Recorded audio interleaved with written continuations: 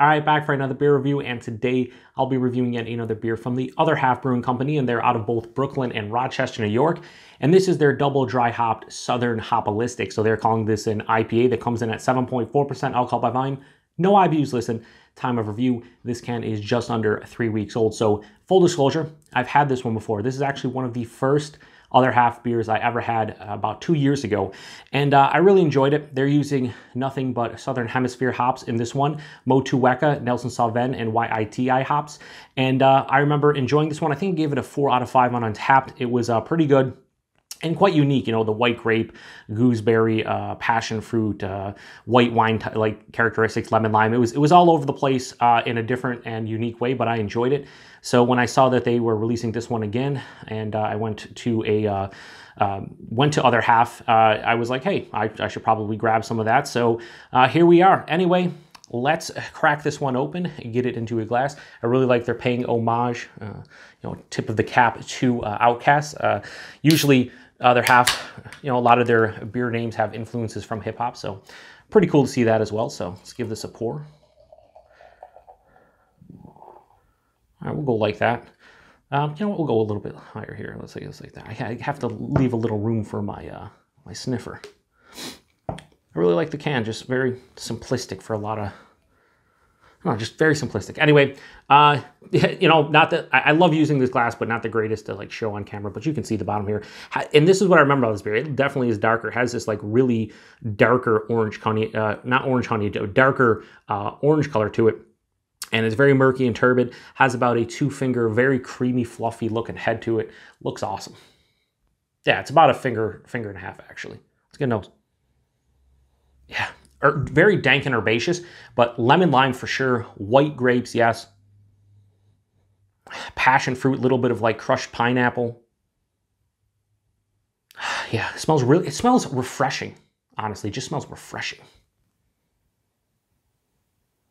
Yeah, I think the only thing from keeping it like super refreshing is that herbaceous dankness that's like blanketing this entire beer for me right now in the aroma. But honestly, it just smells awesome. Just kind of like I remember it. White grape, a little bit of lemon lime, crushed pineapple, passion fruit, herbaceous dankness to it, and just, yeah, smells refreshing. Let's get into it. Cheers, everyone.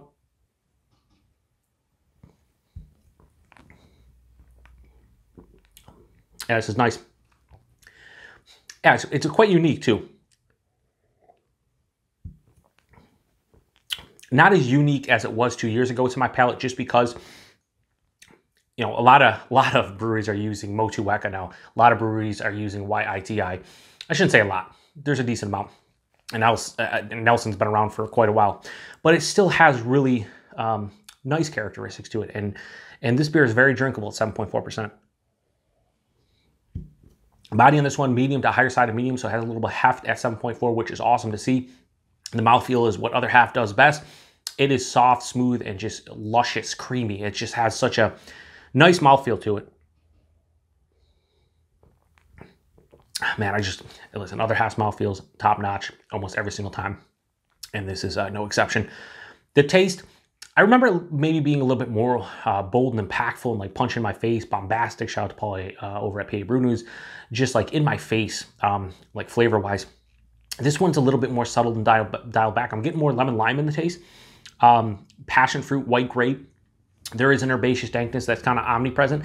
Actually, it kind of shows a little bit up front, but it keeps on building, and you get all that like juicy and fruity characteristics on the front of the palate, but as it passes through, that kind of starts losing steam a little bit, and that herbaceous dankness starts coming to the forefront more. And by the finish of this beer, there's a little bit of like a residual like resinous pine character, just ever so slight, but then like a herbaceousness too. There's an herbal component that is kind of on the finish. So it stops it from being super sweet, because it is pretty sweet up front with all those juicy characteristics, but it balances out in the end because of that herbaceousness and a little bit of that like residual resinous pine. It does finish a little bit sweeter, but there is a semi-dry finish with a little bit of that resinous pine herbal thing going on. Low bitterness in this one as well. I can't detect a 7.4% outside of the body and mouthfeel being like proper for almost 7.5% beer. It's not my favorite Other Half beer, but I will say It is still somewhat unique to my palate nowadays, and I love the body and mouthfeel. So I think flavor-wise, this would probably get around like a 4, low 4 for me. But because of the body and mouthfeel, I'm gonna bump Double Dry Hopped Southernhopalistic from Other Half to a high 4 out of 5. I'll go 4.1 out of 5. It's a good beer. I enjoy it. I'm glad I bought. I actually split a 4-pack with a good friend of mine, a viewer of the channel, Jeff, aka No Jinx, because he came to the Western New York area.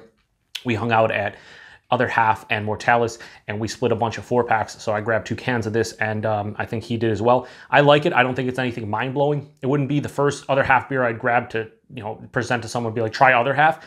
But if you drink enough Other Half, I think this has enough unique characteristics and it's different and kind of stands out from the rest of their beers that I think you would be able to enjoy this one. I just don't think it's mind-blowing to my palate. That said, damn good beer. So 4.1 out of 5, Double Dry Hop Southernhopalistic from Other Half. Price and availability. Price on this one is $18 a 4-pack, so $4.50 a can. That's kind of in the realm of what you pay for these. So I'm fine by, you know, that price point. It is what it is. And availability, brewery only, whether it's their Rochester location or their Brooklyn location. But they do some you know, mobile can releases and stuff. So you might be able to see this one if they do that in your neck of the woods if you are in New York. But at the end of the day, it's a pretty good beer and I enjoy it. So appreciate everybody stopping by for another beer review here on the Beer Patrol. If you've had this one before, let me know what you think about it. Until the next one, cheers.